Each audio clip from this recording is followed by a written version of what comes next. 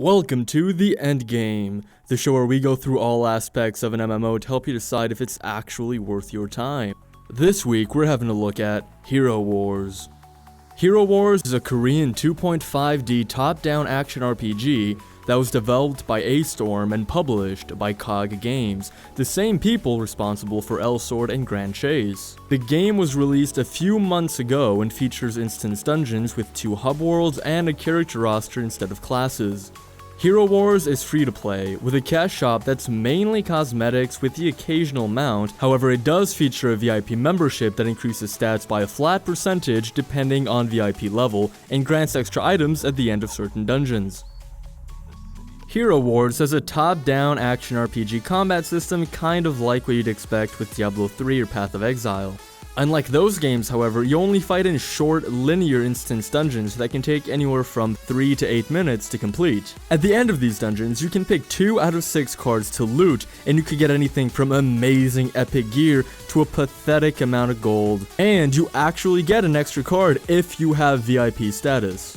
After picking your cards, you get to see all the wonderful items you could have gotten, but didn't, because the game's like your 80-year-old grandmother who gives you $5 for Christmas and tells you not to spend it all in one place. You also have a random buff system during dungeons. Defeating enemies will fill up one of 3 slots with an icon. If all 3 slots have the same icon, you get a buff. These buffs last 40 seconds and can be anything from double XP item drops in attack speed to a shield that has 5 times your normal health. This is called the Vegas system. I wonder why. Outside of dungeons, you have the Starting HQ hub and the Liberation Wing hub. The Starting HQ gives you the basic NPCs you'd expect, such as Mount Merchant, Item Identifier, and Gear Upgrader. Once you reach level 70 with a depth of 170, which is the game's version of item level, you unlock the Liberation Wing. The Liberation Wing has a few new NPCs for you, such as a Mystery Gear Merchant where you can buy randomized gear of your choice with a random rarity and depth level. Characters aren't the only thing that gain experience, however. Aside from character levels, you also gain sidekick and skill levels independently. Your equipment also gains experience, which is used to evolve it. Normally, you can only upgrade your equipment to plus 10, however once your equipment XP bar is full, you can evolve your gear, allowing it to go up to plus 15.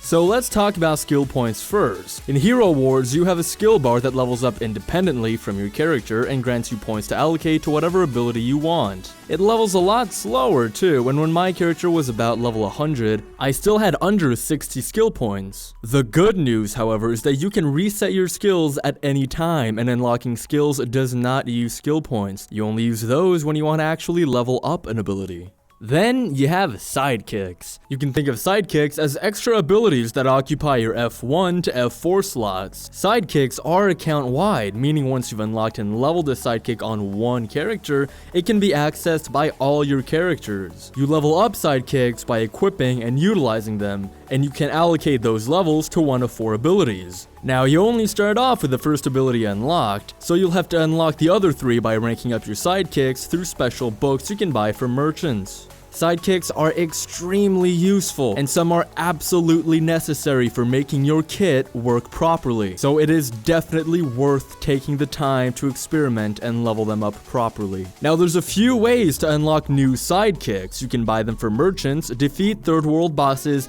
and do endgame dungeons like Liberation and the Labyrinth. Third world dungeons are mini dungeons that usually feature a mechanic specific to that area, with 1 or more bosses. Each third world has a specific way of beating it, and at the end, you get the boss you defeated as a sidekick. You can start doing third worlds at level 21, and a new one unlocks every 10 levels until you get to level 70. These dungeons are a lot of fun, and if you want a good challenge, you'll probably want to do them as soon as they unlock. So without spoiling too much, the story is actually pretty interesting. Over 500 years prior to the beginning of the story, a man named Ibrahim had the power to alter reality with his dreams. He wasn't aware of this, however, and so one day, he dreamt that the earth was flooded like in the story of Noah's Ark, destroying most of civilization. Over time, Ibrahim helped rebuild civilization and eventually had a child. Skip forward 500 years and one of Ibrahim's descendants, Maya, also has the power to bend reality with her dreams. Normally, this isn't a problem problem, but one day, Maya's necklace, which is filled with energy, shatters, sending her into a nightmare that she cannot control or wake up from. Maya's body disappears, and it's your job to collect the necklace fragments, find Maya, and prevent another apocalypse. The story is told through 12 story arcs, each of which is fairly unique. You go from fighting Pinocchio and Snow White to running around a desert filled with race car driving lions, all the way to a kung fu temple with a Monkey King and Shaolin monks. And at the beginning and end of each of these arcs, you will get a cutscene. Some of these cutscenes are really well made and very interesting, such as the final cutscene for Fabletown. 1, 2, 3, go! 그녀는 죽은 것이 아니야. 쉬어라 쉬어라 그토록 슬피 울던 아이야. Aside from cutscenes, the story during dungeons is told through a somewhat visual novel-inspired conversation between NPCs. The game only has Korean voice acting, however, which I personally enjoy, but that doesn't mean everybody will, so it is definitely something to keep in mind before you play. If you accidentally skip a cutscene or conversation, or simply want to rewatch it, you can go to the Deus report in your player menu and rewatch any cutscene or conversation you would like. Inside the Deus report, you can also view special character stories that are unlocked by completing stories with certain characters, and background stories for each area. Even if the story doesn't seem too interesting to you, actually playing through the different levels and story arcs was probably the most fun I had in the game. And if that's all you want, then it's pretty easy to skip through all the story content and just play through the missions. So we already talked about all the different things you can level in the game, so I'm only going to talk about character levels here. So to figure out exactly how long it takes to complete the main story and level your character to 70, which is the starting point for all endgame content, I decided to level a brand new character, which wasn't really an issue since a brand new character had been released that very day. While leveling, I tried to go as fast as I could while still taking the time to gear up, do my third world dungeons, and actually, have fun. However, I did skip all the story content and cutscenes. And in total, completing the entire story and leveling my character up to 70 took me 6 hours and 15 minutes. That's right, if you skip the entire story and focus on doing your dungeons quickly, you can get to level 70 in a little over 6 hours. However, once you reach level 70, leveling slows down quite a bit. After you finish all the story dungeons, your best way of leveling will probably be player training missions, which are dungeons that unlock after you've completed the story and grant you better items to prepare you for the real endgame. You see, the thing is, some of the cards in these dungeons can give you 5, even 10 million experience, and you get 3 of them. 2 normal cards, and 1 daily completion card that you can get up to 5 times a day. For reference, a level 100 character only needs about 9 million experience to level up. Once you've completed that dungeon 5 times a day though, there isn't much reason to keep farming it. Yeah, you'll probably level up a bit, but the dungeons are pretty long and the loot drops aren't very good, so 8 to 10 minutes to complete a dungeon for a chance at some experience isn't really worth it with only 2 cards. So chances are, getting to the max level of 200, it's gonna take you a little while. So here's the thing. The North American version of HeroWarz, it doesn't have PvP yet. Only the Korean version does. So I can't really show you footage because I didn't get to record any, but that being said, I'll have links to gameplay in the description. But the PvP mode of HeroWarz is called ATV, and it's a MOBA style game. Instead of playing with your actual characters, however, you choose from a roster featuring sidekicks and some of the playable characters like B. So, here we are, the endgame. After finishing the story mode, you'll unlock player training. In each player training dungeon, you'll travel through 3 of the story mode maps with randomized enemies and bosses. The point of these dungeons is to help you level up and help you get geared up to a depth of 170. Which, as I said, is probably going to take you a little while. Because the gear the player training dungeons give you isn't very good, so chances are you'll need to grind it for a while if you want to be able to move on. Now that normally wouldn't be a problem, except for the fact that after running the dungeon 5 times a day, you can no longer get the 3rd daily card, and from what I can tell, the daily card has a higher chance of being gear, but I guess that might just be my own bad luck.